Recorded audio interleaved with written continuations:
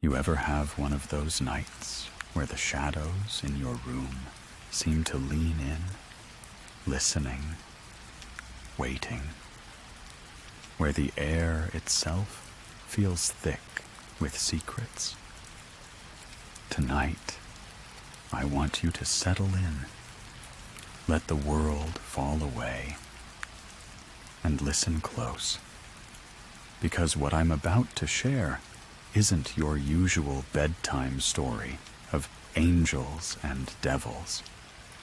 No, this is a tale that slips beneath the surface, a revelation so unsettling it might just change the way you see everything about the world, about the spiritual realm, maybe even about yourself. You've heard whispers of Lucifer, the infamous rebel, the one who fell from heaven's heights. His story is practically legend. Pride, rebellion, the great fall. But what if I told you there's another? An angel so dark, so ancient, that even the devil himself might shudder at the memory. This isn't just another villain in the cosmic drama. This being is something else entirely. Something that forces you to question every neat line you've ever drawn between good and evil. Most people, let's be honest, would rather not look too closely. They'd rather keep the lights on, keep the stories simple, keep the monsters under the bed. But you, well, you're still here, aren't you? You're curious, maybe a little brave, maybe a little reckless. So, if you're ready to see what lies in the shadowed corners of the spiritual world, comment 7 from 7 below. Because once you hear this, you can't unhear it. This is the story that makes even angels tremble. Let's step through the veil together. The truth? There is an angel worse than the devil. Few know his name. Fewer dare to speak it. But before we get there, you need to understand the world he moves in. The world just beyond the edge of your senses. Scripture, in its ancient poetry, gives us glimpses, veiled hints, riddles wrapped in thunder. The book of Hebrews throws open a window to the unseen, revealing a host of angels, countless, eternal, standing in silent ranks before the throne of the Almighty. Not ghosts, not the spirits of the dead. These are beings of another order entirely. Psalm 8 draws the line: humans, shaped from dust and breath. Angels, summoned by the very voice of God, woven from spirit and flame, tasked with carrying out holy errands across the endless tapestry of time and space. Imagine, for a moment, being in the presence of such a creature. No flesh, no bone, just raw purpose and power, shimmering with the authority of their maker. Every time an angel appears in the ancient texts, mortals collapse in terror, faces pressed to the ground, hearts pounding in their chests. They're not to be worshipped. Revelation 22:9 is clear. Worship God. Even the most radiant angel is still just a servant, not the source. But not all who were born in light chose to remain there. In the vast history of the heavens, some angels let corruption take root in their hearts. They are not bound by time or matter, not subject to decay, yet pride found them all the same. And one angel, cloaked in beauty and wisdom beyond human reckoning, became something far worse than anyone could have imagined. Not just a rebel, not just a traitor, but a deceiver of nations, a shadow that still stretches across the world. From the very beginning, every angel was set in place with a purpose. Some scholars suggest the angelic host came into being as early as the second day of creation, when the skies were drawn and the waters divided. Among them, one stood out, a guardian cherub, described in Ezekiel 28 as adorned with every precious stone, walking among the fires of heaven, blameless until pride crept in. Ever felt envy? The sting of wanting more, the ache of pride? Now imagine being the most exalted creature in all of heaven, and still wanting to climb higher.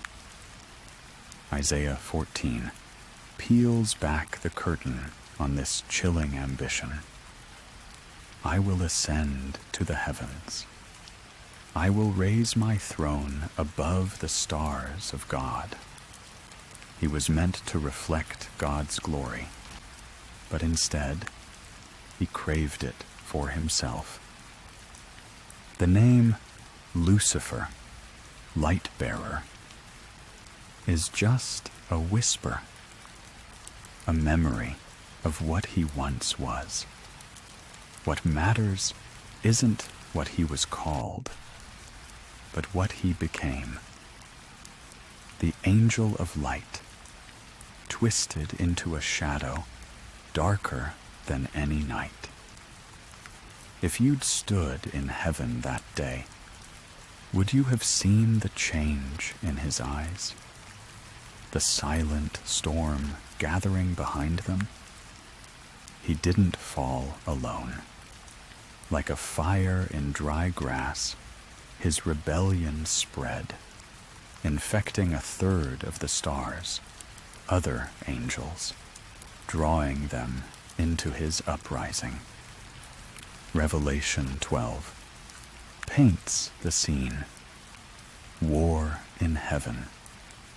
Michael and his angels battling the dragon and his legions. But there was no place left for them. They were cast down, not destroyed, but exiled. To where? To earth. Why here? Because on this soil, beneath your feet, lives the one creation God called very good, humanity, the object of his affection. And so, in Eden's garden, cloaked in cunning, the fallen one struck, not with thunder or sword, but with a whisper, a suggestion, a seed of doubt. The serpent, his chosen mask, deceived Eve, and through her, Adam. The gates of death groaned open, and the world was never the same. Can you feel the weight of that moment, as if all of history held its breath. And yet, that was only the beginning. Banished, the fallen angel never stopped scheming. His fury only grew. The Apostle Paul warns in 2 Corinthians chapter 11 and 14, Satan himself masquerades as an angel of light. Could it be that the voice that sounds comforting, logical, even divine, is actually the voice of deception? Would you know the difference if you heard it? He walks the earth, not with chains, but with influence, not with brute force, but with ideas. His goal? To sever the connection between you and God, to cloak truth in lies, to make you forget he ever existed at all. Now, pause. What if I told you the angel who became worse than the devil you imagine isn't just a villain of the past, but a present reality in your life? Could he be hiding behind the things you love, the voices you trust, even the choices you think are your own? Stay with me, because in the next part, we'll unravel a mystery that will make you question everything you thought you knew about angels and demons. The truth is far more shocking than you could ever imagine. The melody flows on, soft and persistent, like the gentle tug of a stream winding through a shadowed forest. You're still here, letting the mystery wrap around you, letting the questions settle in the quiet spaces of your mind.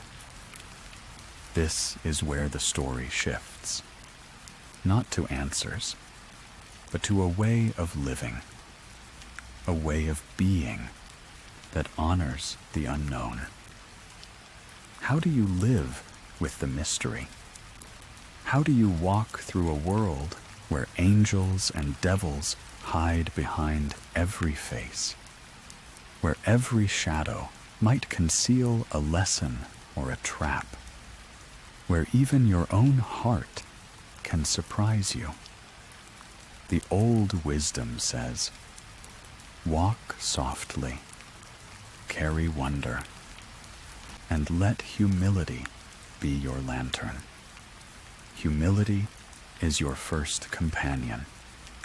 It's the gentle voice that reminds you that you don't know everything, that you can't control everything, that sometimes the most powerful thing you can do is admit you're lost. The one worse than the devil despises humility. He thrives on arrogance, on the illusion of certainty, on the pride that says, I have all the answers. But humility opens you up to grace, to learning, to the possibility that the story is bigger, stranger, and more beautiful than you ever imagined. Wonder is your second companion. It's the spark that keeps you searching, the light that flickers even in the darkest night. Wonder lets you see the world not as a puzzle to be solved, but as a gift to be received.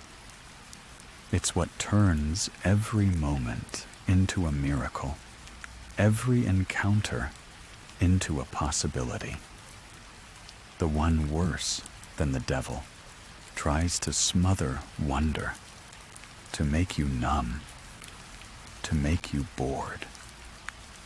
But you can resist. You can choose to see the world with new eyes, to let yourself be surprised, to find joy in the questions. Let's get sensory. Imagine the feeling of grass beneath your bare feet, cool and damp with morning dew. The taste of fresh water, clear and sharp after a long thirst.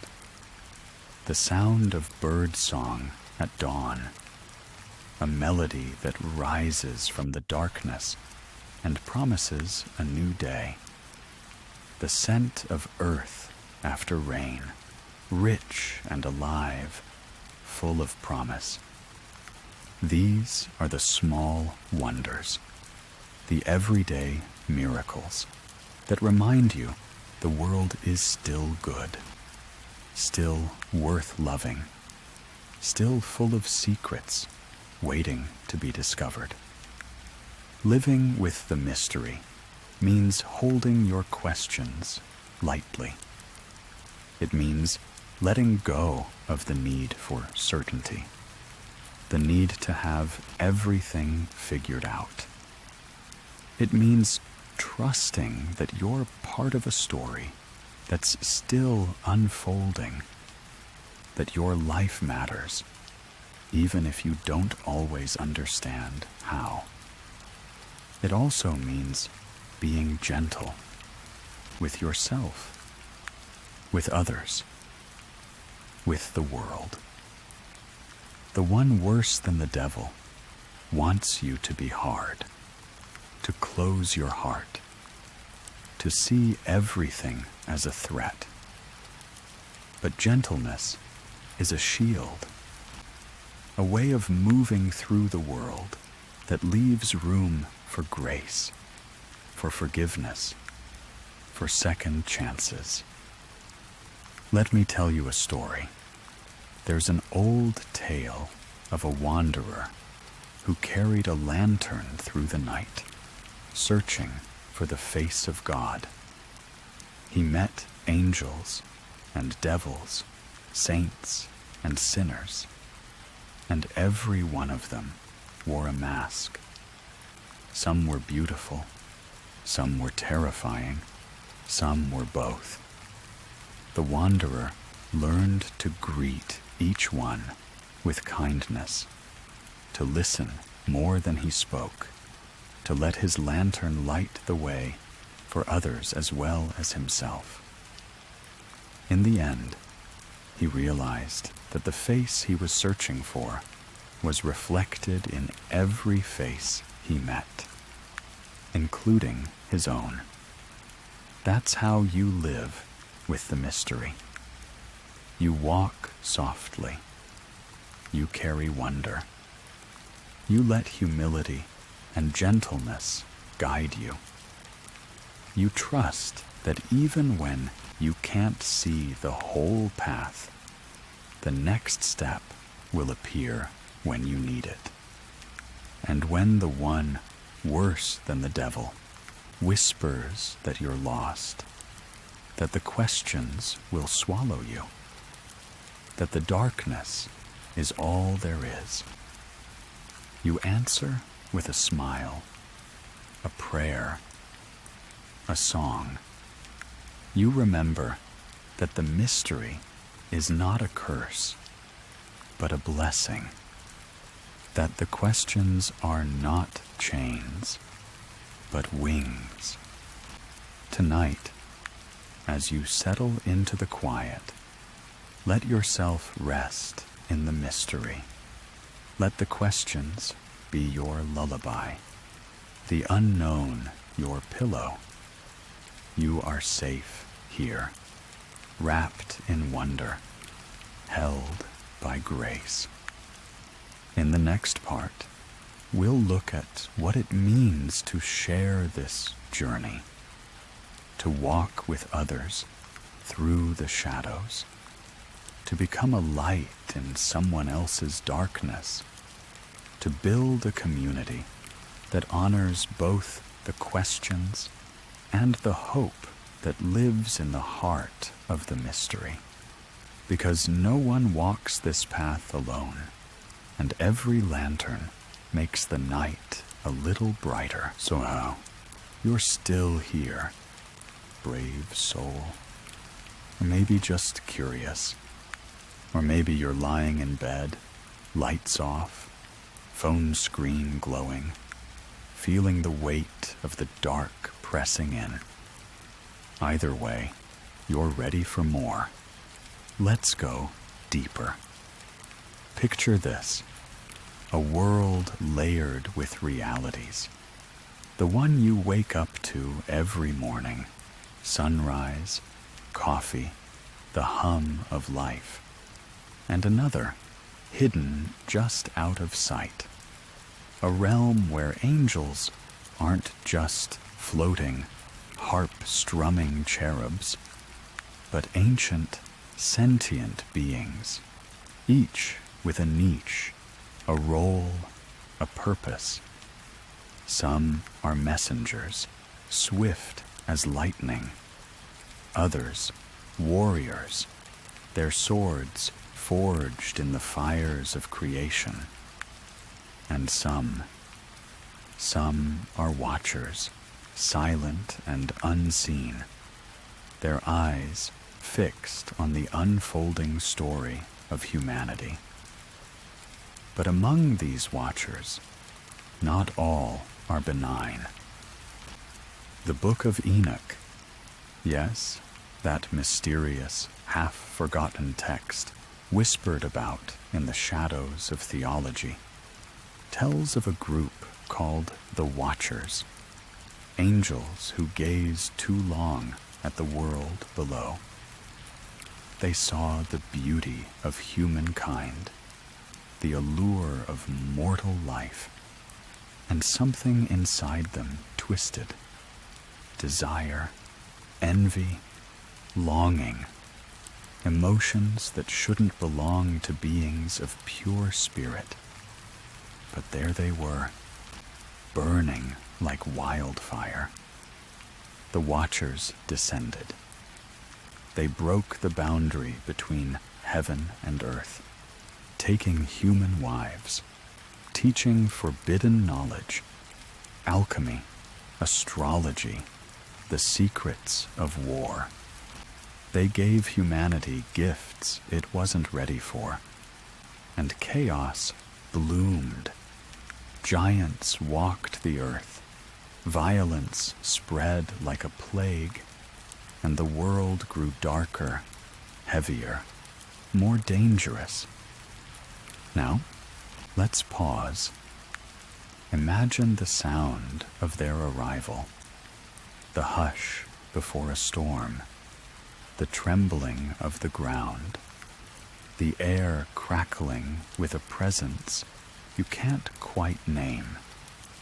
Imagine waking in the night to find your dreams invaded by visions, strange symbols, voices in languages you've never heard, promises of power and wisdom. Would you resist? Or would you be tempted, like so many before you, to reach for the forbidden? Back in the day, the ancients didn't see the world as we do. For them, the spiritual and the physical were woven together, inseparable. Every shadow, every whisper in the wind could be a sign, a message from beyond. And when the Watchers fell, the world itself seemed to groan under the weight of their sin. God, the storyteller, the judge, saw what was happening. Genesis 6. The sons of God saw that the daughters of humans were beautiful, and they married any of them they chose. The result? A world so corrupted, so twisted, that it had to be cleansed. The flood came, a reset button on history, washing away the giants, the violent, the secrets. But the story doesn't end there, because evil, once unleashed, never truly disappears. It adapts, it hides, it waits. And here's where it gets chilling. The Watchers, those rebellious angels, were punished, not with death, but with imprisonment. Chained in darkness, locked away in the deepest pits, their fate a warning to all who would cross the line. Jude whispers, and the angels who did not keep their positions of authority, but abandoned their proper dwelling. These he has kept in darkness, bound with everlasting chains for judgment on the great day. Can you feel it? The sense that something ancient and restless still stirs beneath the surface of our world? That the echoes of their rebellion still ripple through time, touching lives in ways we can't always see? But remember, not all fallen angels were locked away. Some walk among us still, their influence subtle, their voices soft and persuasive. The devil, yes, that infamous adversary, may be the most famous, but he's not alone. He's not even the worst, if you can believe it, because there's another. An angel whose name is rarely spoken, whose deeds are whispered about in the darkest corners of scripture and legend. This being doesn't just tempt or deceive. He destroys from within, turning hope to despair, faith to doubt, love to hatred. He is the architect of ruin, the shadow behind the shadow. And here's the twist. Sometimes he comes dressed as everything you ever wanted. Success, pleasure, knowledge, even enlightenment. He knows your weaknesses better than you do. He's patient, waiting for the perfect moment to strike. You ever have a dream that felt too real? A nightmare so vivid, you woke up with your heart racing, sweat on your brow, certain that something had followed you back from the dark? Maybe it wasn't just a dream. Maybe it was a brush with the unseen, a reminder that the battle between light and darkness is never far away. Let's take a breath. Feel the air in your lungs, the steady beat of your heart. You're safe for now. But the story isn't over. Not by a long shot. In the next part, we'll peel back another layer. We'll explore the tactics of these fallen beings, their niche, their methods, their favorite disguises. And we'll ask the question that should keep you up tonight. If evil can look like good, how can you ever tell the difference? Stay with me. The night is still young, and the shadows have much more to say. Let's sink even deeper into the velvet dark. Maybe you're lying there, eyes wide, ears tuned to every creak and sigh of your house, Or maybe you're drifting, caught between waking and sleep, the words weaving through your mind like a spell. Either way, you're exactly where you're supposed to be. Now, let's talk about niche. In the celestial order, every angel has one. A purpose, a specialty, a role so finely tuned that the entire cosmos would wobble if even a single one abandoned their post. Some angels are messengers, streaking across the heavens with news that changes the fate of nations.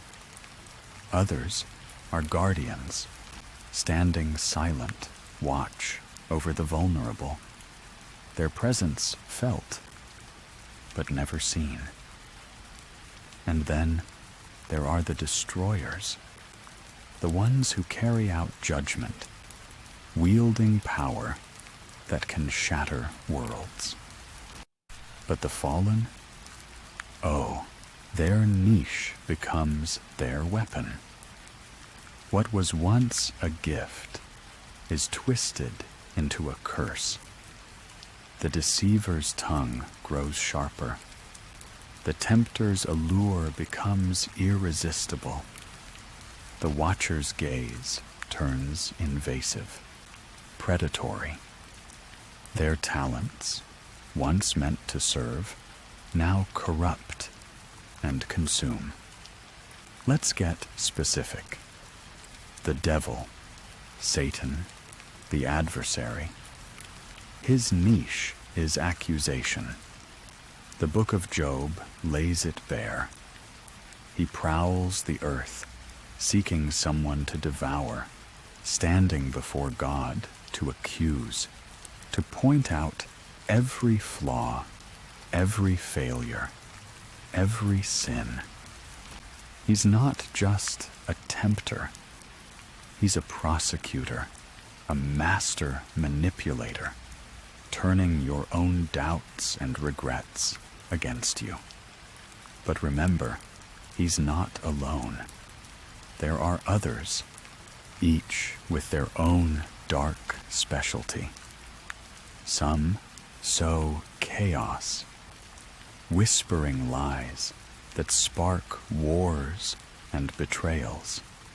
Some masquerade as angels of light, offering wisdom that leads only to ruin. Some feed on fear, amplifying your anxieties until they drown out all hope. And then there's the one worse than the devil. His niche? Corruption from within. He doesn't confront you head on. He doesn't need to. Instead, he plants seeds, tiny, almost invisible, deep in the soil of your soul. Doubt, resentment, pride. He lets them grow, slow and silent, until one day you wake up and realize you're not the person you thought you were. He's the master of subtlety, the architect of slow decay. He doesn't need to shout. A whisper will do. A suggestion, barely more than a breath, that turns love cold, turns faith brittle, turns hope to ash.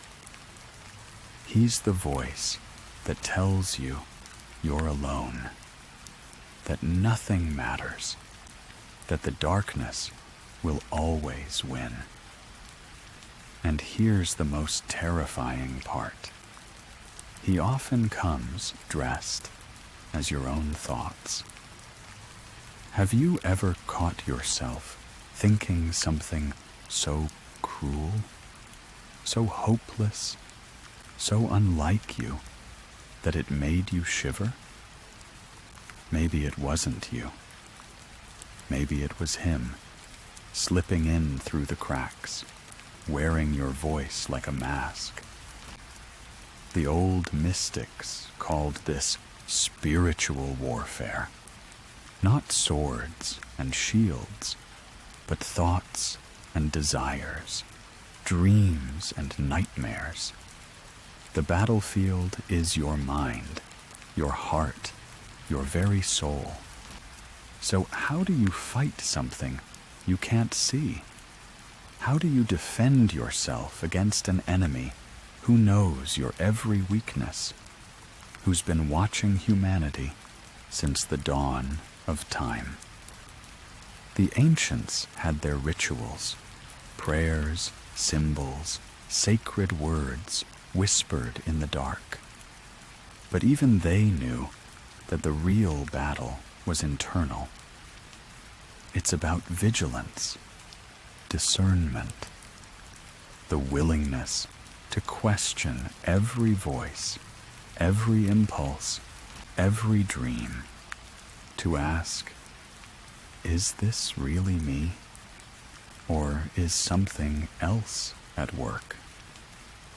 And yet, even as the darkness presses in, there's hope.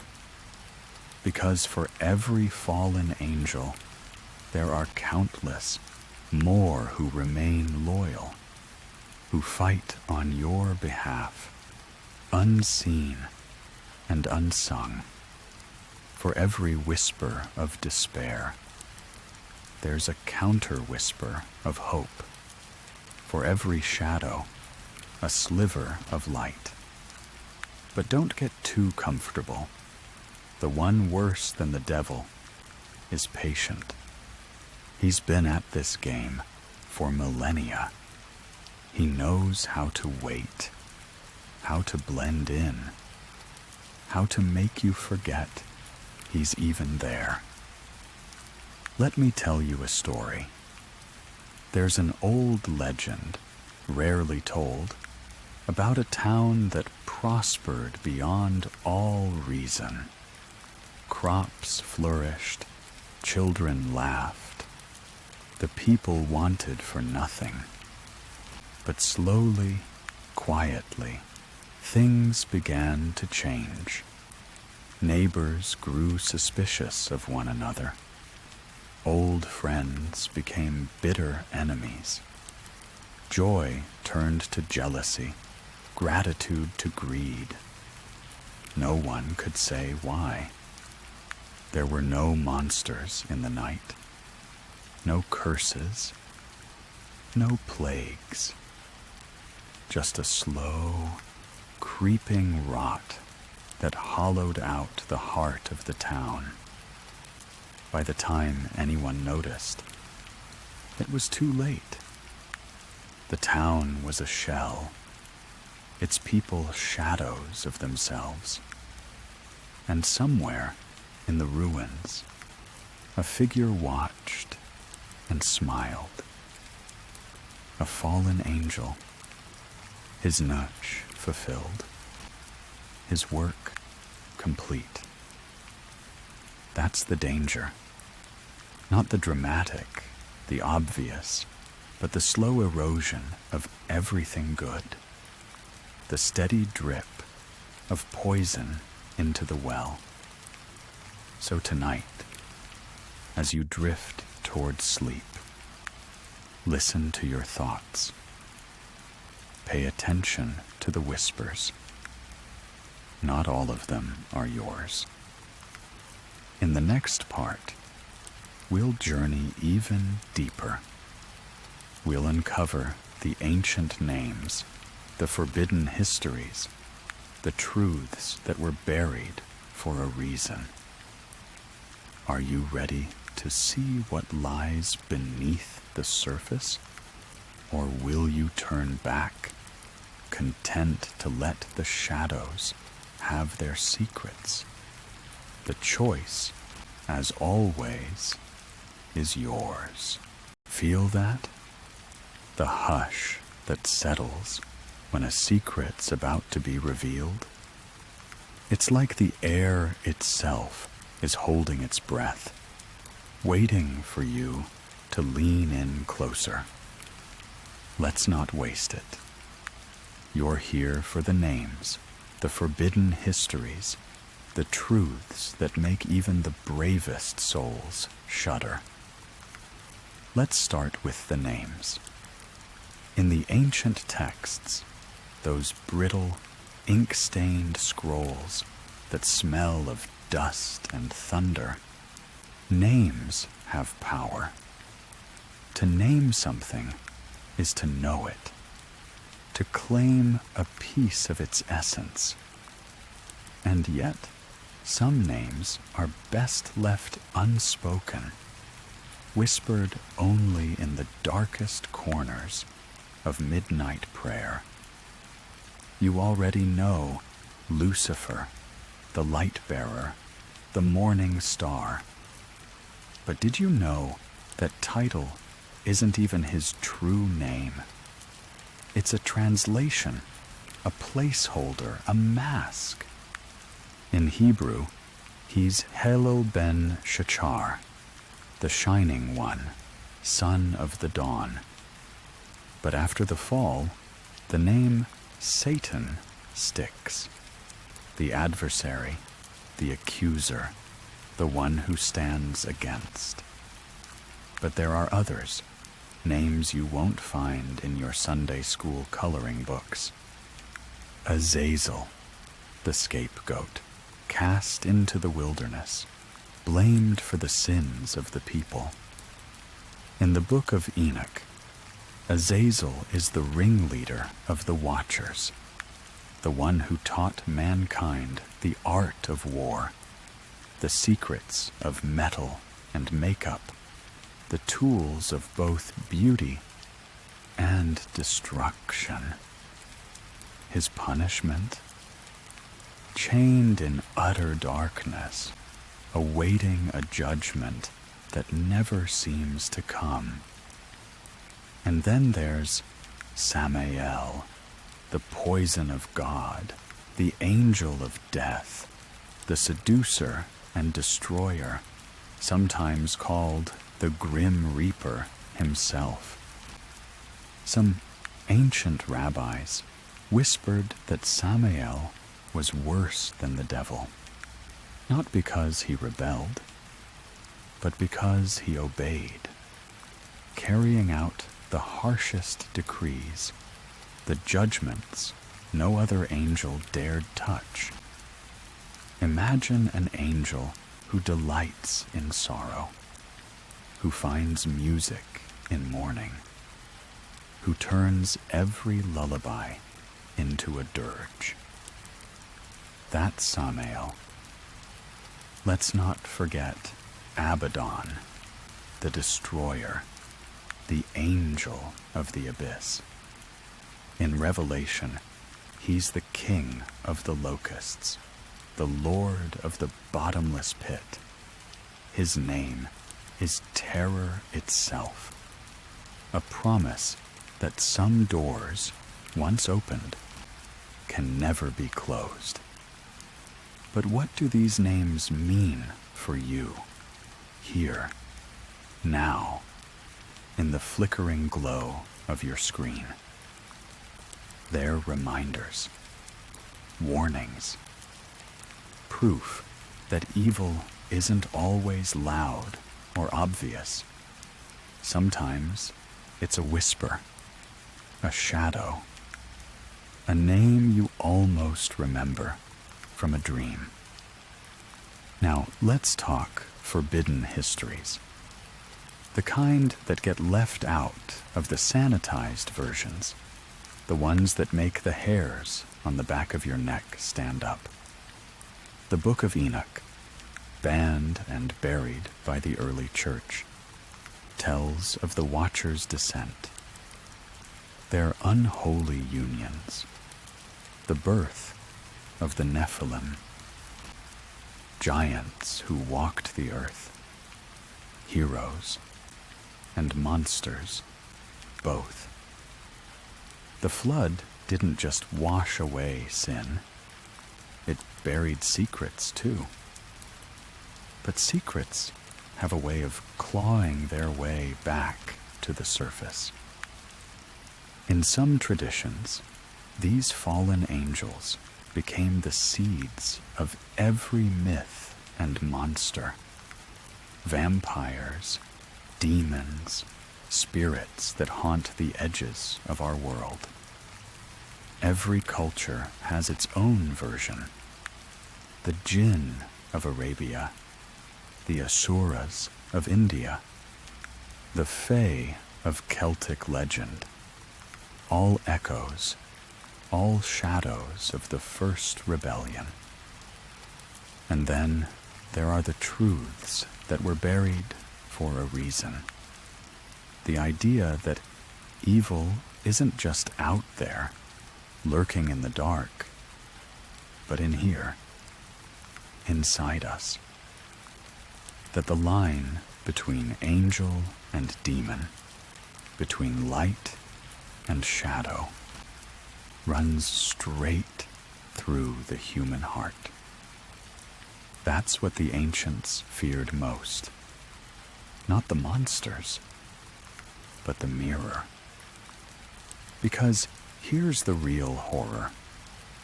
Every time you choose pride over humility, envy over gratitude, cruelty over kindness, you echo the first fall.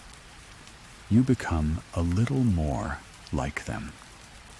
The greatest trick the devil ever pulled wasn't convincing the world he didn't exist. It was convincing you that you're nothing like him. But you are. We all are. That's why the story matters. Let's get sensory for a moment. Imagine the taste of forbidden fruit. Sweet, sharp, with a bitterness that lingers long after the first bite.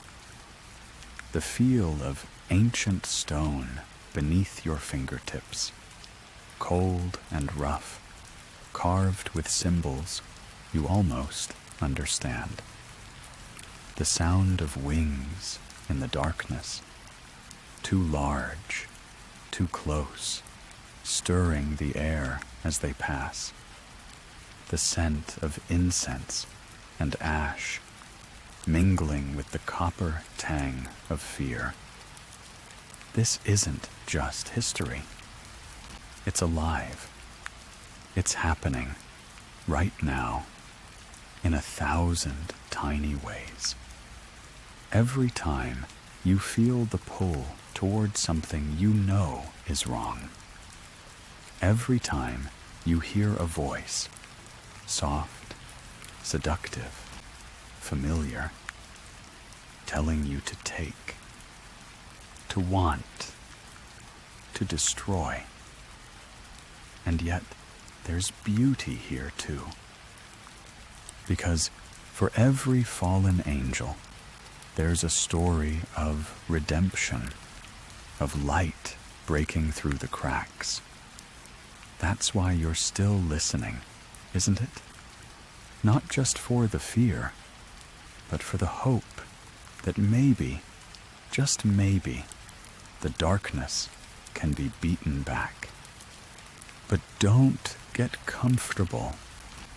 The one worse than the devil is still out there, still working, still waiting.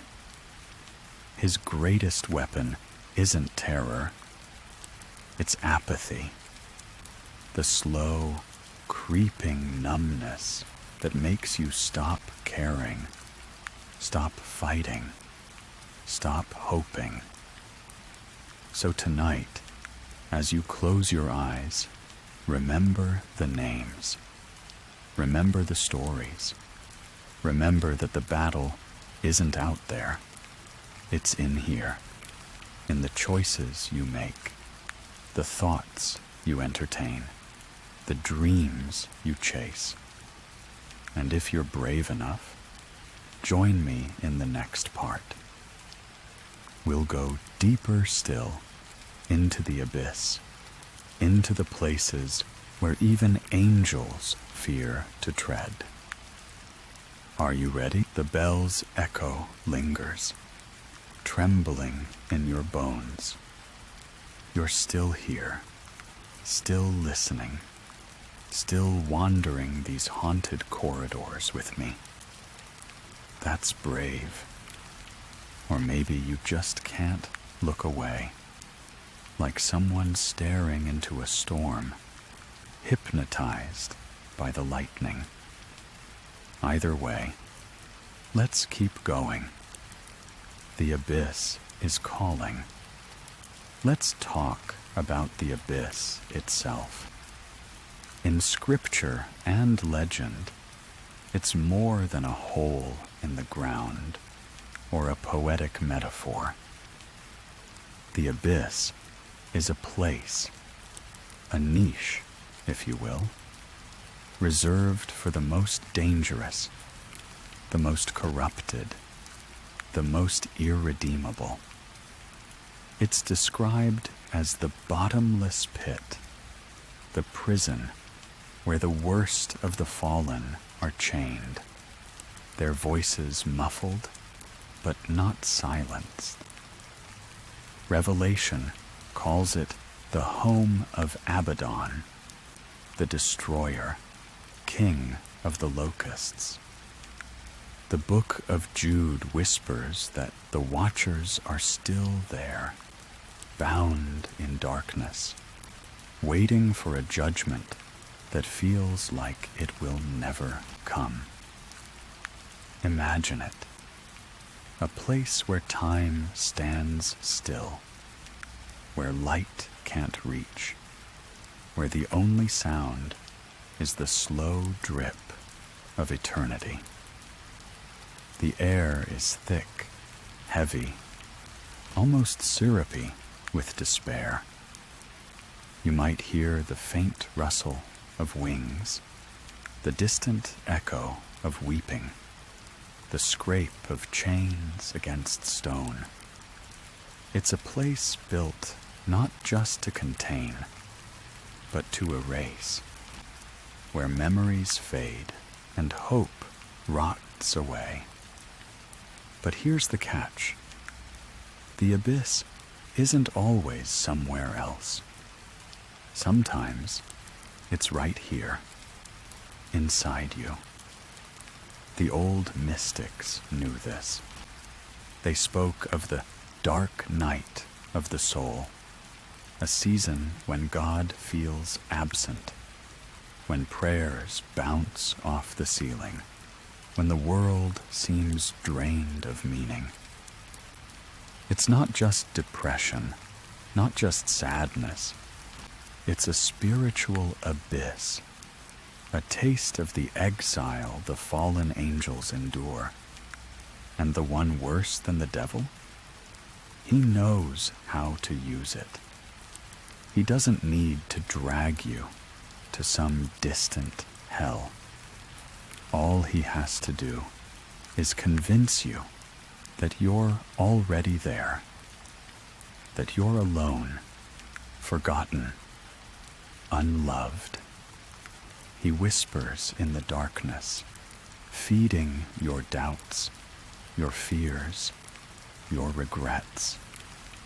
He turns the abyss into a mirror, reflecting back every failure, every flaw, every secret you wish you could forget. Let's get sensory again. Picture the chill of stone beneath your bare feet, the smell of mildew and old secrets, the taste of tears on your lips. Hear the slow, steady drip of water echoing through the dark, marking time in a place where time has no meaning. Feel the weight of the air pressing down on your chest, making it hard to breathe. That's the abyss. That's what the fallen endure, and what the worst of them want you to experience too. But here's the twist. The abyss can also be a place of transformation. In the old stories, heroes descend into the underworld not just to suffer, but to change. They face their fears, confront their shadows, and sometimes, just sometimes, they come back stronger, wiser, more alive. The same is true for you. The darkness isn't the end.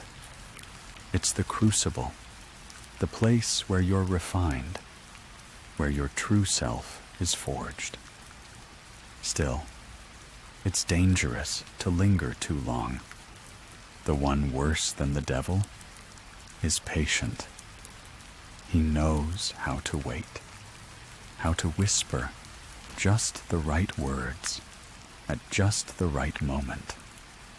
He'll tell you that the darkness is all there is, that hope is a lie, that you're better off giving in. But he's wrong. The very fact that you're still listening, still fighting, still reaching for the light, proves him wrong. Let's talk about his tactics. He's not flashy. He doesn't need to be. He works in the small things, the offhand comment that wounds deeper than a knife, the casual cruelty that goes unnoticed, the slow erosion of trust and love.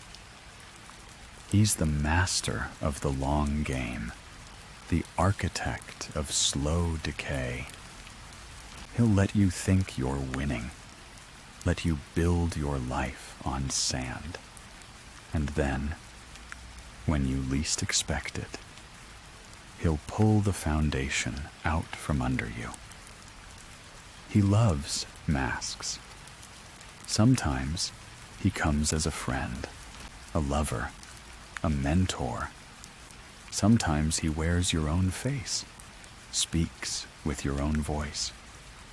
He's the voice that tells you to give up, to settle, to stop caring. He's the one who makes you feel small, powerless, invisible. But here's the secret. He's not as strong as he wants you to believe. His power is in your belief, your fear, your willingness to listen. The moment you recognize him, the moment you name him, his grip begins to loosen. That's why the old stories are so obsessed with names. Because to name a thing is to take away its power. So tonight, as you drift closer to sleep, remember this.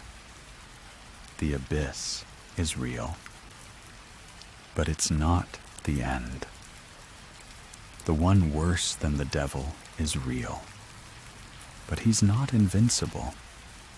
You have a choice.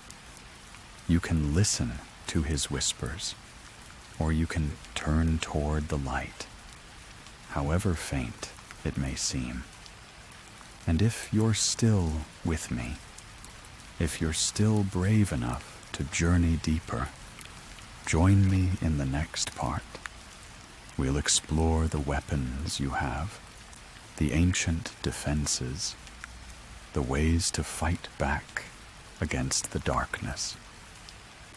Because the story isn't over. Not for the angels, not for the world, and certainly not for you.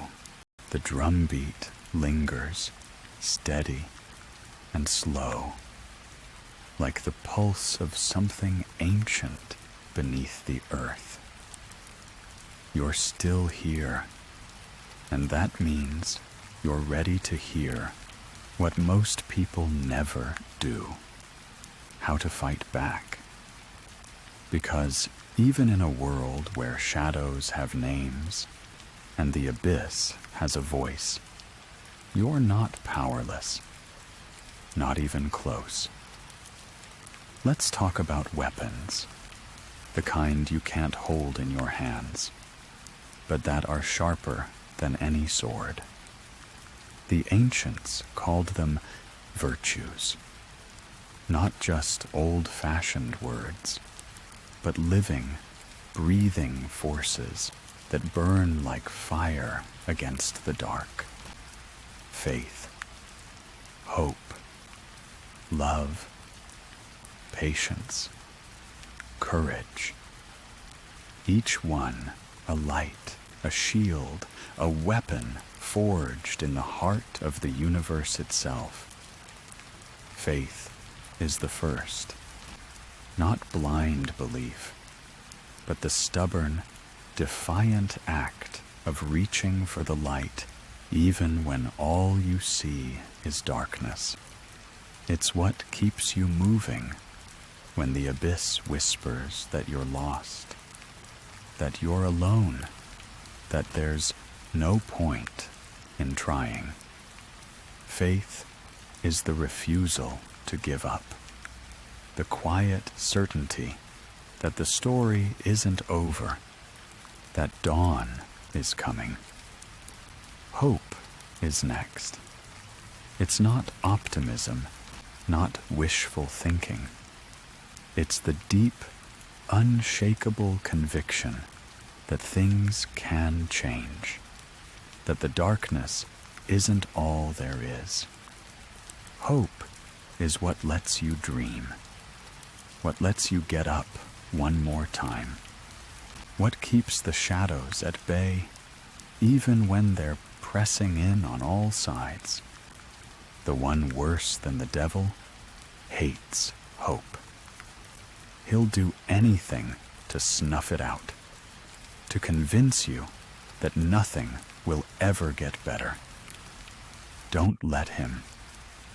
And then there's love, the greatest weapon of all. Not the soft, sentimental kind, but the fierce, wild, relentless love that fights for what's good and true. Love that forgives, that heals, that refuses to let go. Love that sees the worst in you and chooses to stay anyway. The fallen angels lost this weapon long ago, traded it for pride and power. That's why they fear it. That's why they try so hard to make you forget it. But there are other weapons too. Discernment, the ability to see through the masks, to recognize the voice behind the whisper. Gratitude, a shield against envy and pride, a way to remember what's real and what matters. Forgiveness, a sword that cuts the chains of bitterness and regret, that frees you from the past. And don't forget prayer, not just words, not just ritual, but a lifeline, a conversation, a cry in the dark that never goes unheard. The old stories say that even when you feel alone, you're surrounded by a host of angels, fighting on your behalf, cheering you on, carrying your prayers to the throne of heaven. Let's get sensory. Imagine the warmth of a candle flame in a cold room, the way it pushes back the shadows, 1 inch at a time. The taste of bread shared with a friend, the sound of laughter echoing in the night. the feel of a hand in yours, steady and strong. These are weapons, too, reminders that you're not alone, that the darkness can't win as long as you keep reaching for the light. But don't be fooled. The one worse than the devil knows your arsenal. He'll try to turn your weapons against you. He'll twist faith into fanaticism, hope into delusion, love into obsession. He'll make you doubt your own discernment, make you question your own worth. That's his niche. Corruption from within, turning strengths into weaknesses, virtues into vices. So, how do you fight back? With vigilance, with humility, with the willingness to admit when you're wrong, to ask for help, to start over as many times as it takes. The old saints called it the practice of the presence, the daily, hourly, moment-by-moment choice to turn toward the light, to listen for the true voice, to reject the lies. And here's the secret most people never learn. You don't have to win every battle. You just have to keep fighting. The darkness only wins when you stop trying, when you let the numbness take over, when you forget that the story is still being written. Let me tell you another story. There's an old legend about a knight who faced a dragon in the dead of night. The dragon was huge, ancient, covered in scales harder than iron. The knight's sword shattered, his shield cracked, his armor fell away. All he had left was a single candle flickering in the wind. But he held it high, and as the dragon lunged, the light pierced the darkness, blinding the beast, driving it back into the abyss. The knight survived, not because he was the strongest, but because he refused to let the light go out. That's you. That's all of us. The battle isn't about strength or perfection. It's about holding on, about refusing to give in, about believing against all odds that the light is stronger than the dark. Tonight, as you drift toward sleep, remember your weapons. Hold them close. Let them burn in your heart, brighter than any shadow. And if you wake in the night, afraid or alone, remember, you're not fighting alone. The angels are with you. The story isn't over. In the next part, we'll explore the end game, the final moves in this cosmic chess match, the prophecies and promises that shape the fate of angels and humans alike. The stakes are higher than you think, and the ending is anything but certain. The chorus fades, leaving a hush that feels almost sacred. You can sense the story tightening, the stakes rising, like the moment just before a storm breaks. This is the end game, the part where destinies collide, where secrets are revealed, and the final moves are made. The air is thick with anticipation, as if the world itself is holding its breath. Let's talk prophecy. In the ancient texts, prophecy isn't just fortune-telling. It's a glimpse behind the curtain, a peek at how the story might end. And when it comes to angels and devils, the prophecies are wild, terrifying, and strangely beautiful. The book of Revelation is the grand finale, the last act in the cosmic drama. It's a fever dream of monsters and angels, trumpets and bowls, stars falling from the sky. The fallen ones, those who chose pride over purpose, are unleashed for a time, their power growing, their influence spreading like a sickness. Abaddon opens the abyss, and out pour locusts with faces like men and teeth like lions. The world trembles. The faithful are tested. The line between good and evil blurs until it's almost impossible to tell one from the other. But here's the twist that most people miss.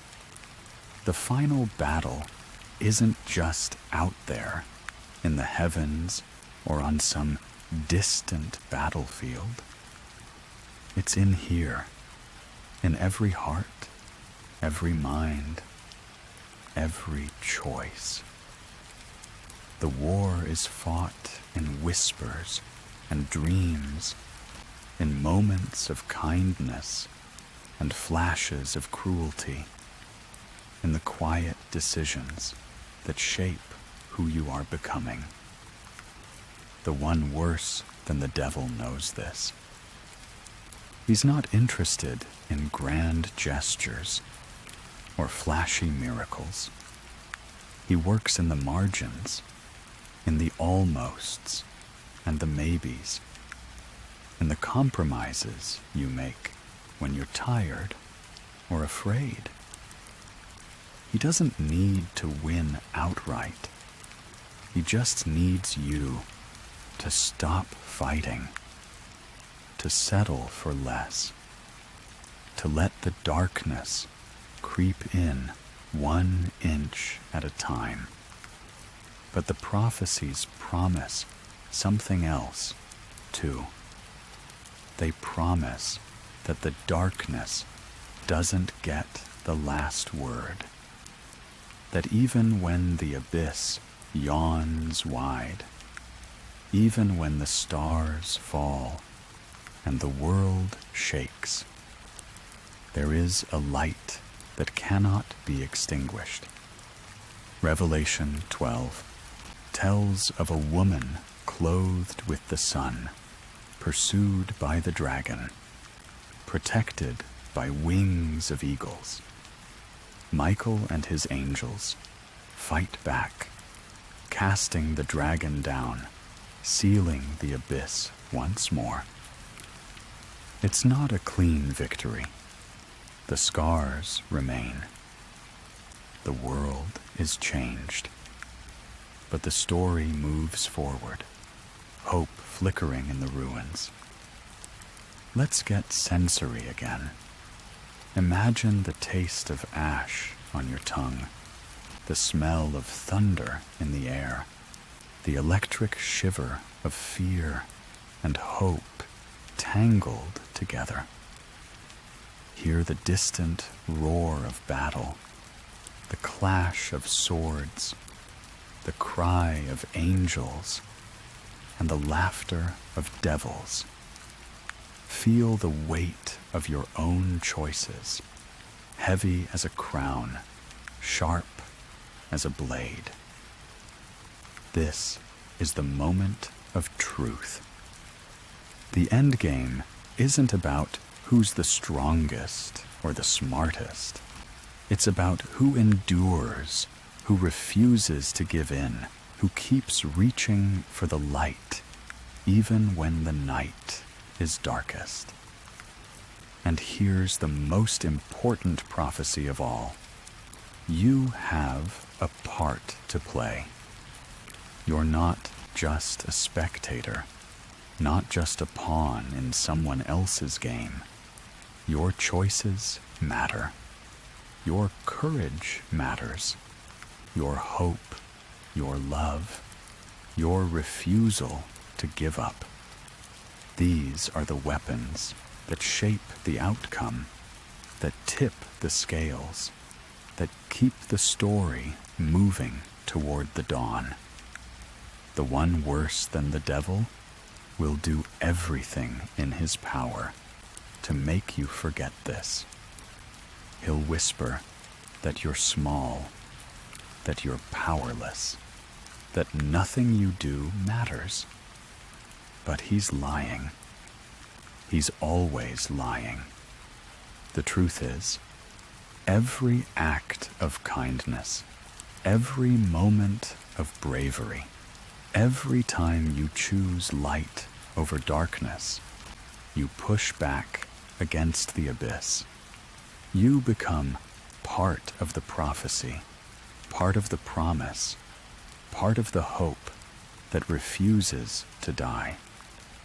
So tonight, as you lie in the dark, listening to the echoes of ancient battles, remember this.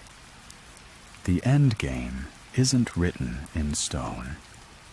The story is still unfolding. The light is still burning. And you are still in the fight. In the next part, we'll step back from the battlefield and look at the aftermath, the scars left behind, the lessons learned, the ways the world is forever changed by the clash of angels and devils. Because every ending is also a beginning, and the story never really ends. The music is gentle now, almost fragile, like sunlight slipping through a cracked window after a long, stormy night. The battle has raged. The prophecies have been whispered and screamed, and now we look at what's left behind. The aftermath, the scars, the quiet that follows chaos. Let's walk through the ruins. Together, the air is heavy with the scent of smoke and old incense. The ground littered with the remnants of dreams and nightmares. This is the world after the clash of angels and devils, after the abyss has yawned and snapped shut, after hope has been battered but not broken. Scars are everywhere. Some are obvious: broken trust, lost innocence, friendships turned to dust. Others are hidden, buried deep in the soul. The doubts that linger, the fears that wake you in the night, the questions that have no easy answers. The one worse than the devil leaves wounds that don't bleed, hurts that don't show. His niche is corruption, and corruption stains everything it touches. But scars aren't just reminders of pain. They're proof that you survived, proof that you fought, that you endured, that you made it through the darkness. The ancients knew this. They wore their scars like badges, each one a story, a lesson, a warning, and a promise. You can, too. Let's get sensory, just for a moment. Feel the roughness of an old scar beneath your fingertips, the way it rises from your skin. A silent memory of something you overcame. Taste the salt of tears, both bitter and sweet. Hear the hush that follows a storm, the world holding its breath, waiting to see what comes next. Smell the earth, damp and clean, ready for something new to grow. Because that's the secret of the aftermath. It's not just about what's lost. It's about what can be rebuilt. The world is changed, yes, maybe forever. But change is the soil where new things take root, where hope grows back, fragile at first, then stronger, pushing up through the cracks. The lessons are hard, but they're real. You learn who you are when the masks are stripped away, when the darkness presses in, when the only thing left is your own stubborn will to keep going. You learn who your friends are, who stands with you when the world falls apart. You learn that even in the presence of evil, especially in the presence of evil, there is a power in kindness, in forgiveness, in refusing to let the darkness win. And you learn that the one worse than the devil is never really gone. He's always waiting, always watching, always looking for a way back in. But you're not the same as you were. You know his tricks now. You recognize his voice. You've seen the abyss, and you've come back. There's a kind of peace in that.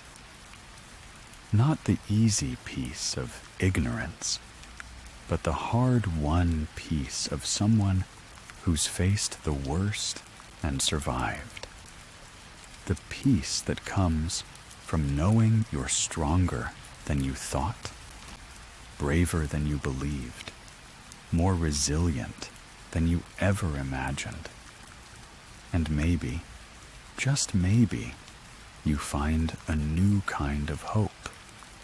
Not the naive hope that everything will be perfect, but the fierce, stubborn hope that you can keep going, keep fighting, keep loving, even when the world is dark and the shadows are long.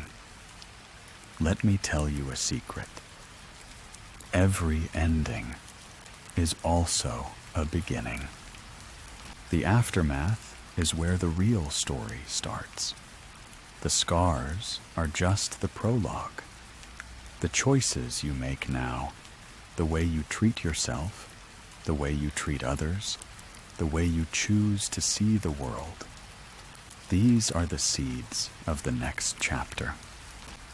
So tonight, as you lie in the quiet, surrounded by the echoes of battles fought and won and lost, remember this: you are not alone. The angels are still with you, fighting in ways you can't see, cheering you on in the silence. The darkness may return. The one worse than the devil may whisper again. But you know what to do now. You know how to fight. You know how to hope. And if you listen closely, you might just hear the first notes of a new song, a song of healing, of rebuilding, of light returning after the longest night. In the next part, we'll explore the mysteries that remain, the questions that haunt the edges of the story, the riddles that refuse to be solved, the secrets that keep you coming back for more. Because some stories are too big to end, and some mysteries are meant to be lived, not solved. The wind sighs through the leaves, carrying with it the scent of rain and the hush of a world catching its breath. You're still with me, wandering these twilight paths where answers slip through your fingers and mysteries nestle in the roots of old trees.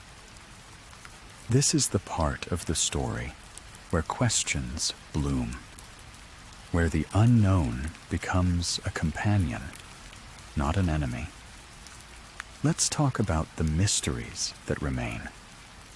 Because for every prophecy fulfilled, for every scar that tells its tale, there are riddles that refuse to be solved.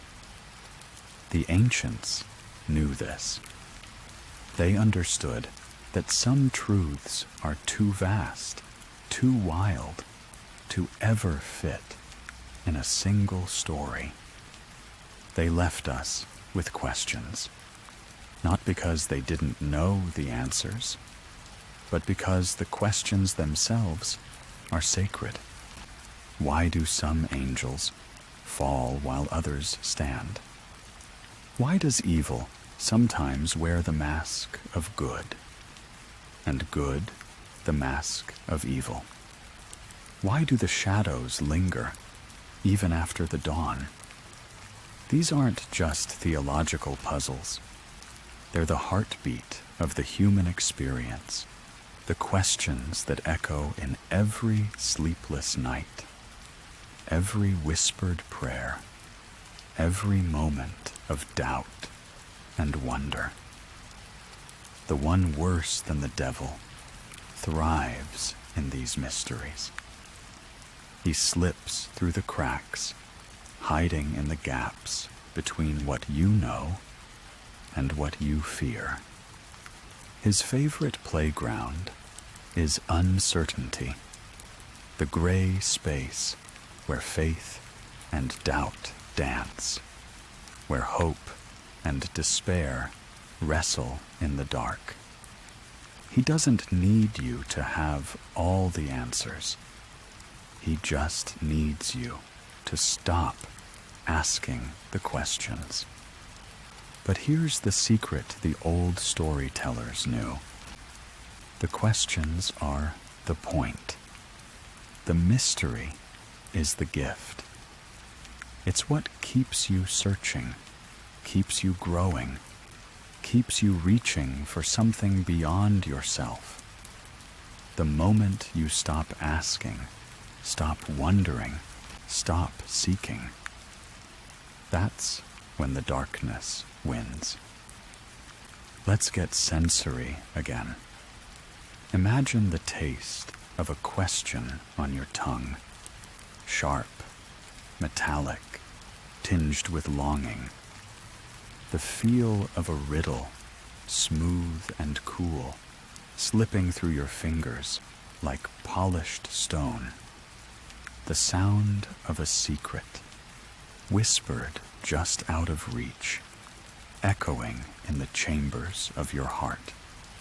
The scent of something ancient and unknowable, drifting on the breeze, drawing you onward. Some mysteries are meant to be lived, not solved. The line between angel and demon, between light and shadow, between good and evil. It's not always clear. Sometimes it shifts blurs, disappears altogether. The one worse than the devil knows this. He'll try to use it against you, to make you doubt, to make you afraid. But you can turn it to your advantage. You can let the questions deepen your faith, sharpen your discernment, open your heart to wonder. There's an old saying, "The fear of the Lord is the beginning of wisdom." Not fear as in terror, but awe, the kind of reverence that comes from standing at the edge of the mystery, knowing you'll never see the whole picture, but choosing to trust anyway. That's the real courage. That's the real victory. And in that space, between knowing and not knowing, between certainty and doubt, something beautiful happens. You learn to live with the questions. You learn to find peace in the mystery. You learn that the journey matters more than the destination, that the search itself is holy. Let me tell you another story. There's a legend of a monk who spent his life searching for the name of the angel who fell the farthest, the one whose darkness eclipsed even the devils. He read every scroll, climbed every mountain, fasted and prayed and dreamed. In the end, he found nothing but silence, a silence so deep it echoed.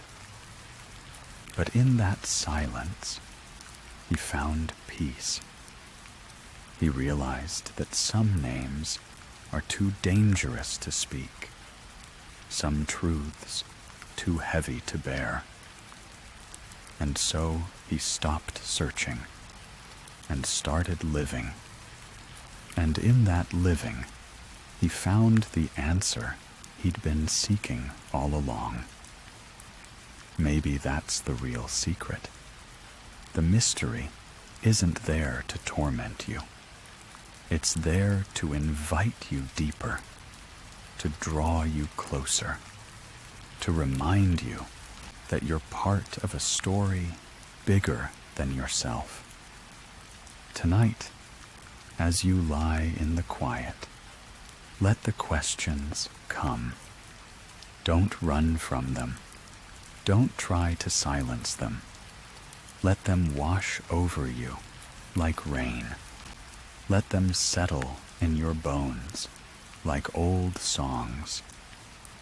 The one worse than the devil will try to use them against you. But you know better now. You know that the mystery is your ally, not your enemy. In the next part, we'll talk about how to live with the mystery, how to walk through the world with open eyes and an open heart, how to find meaning in the questions, how to let the unknown become a wellspring of hope instead of a source of fear.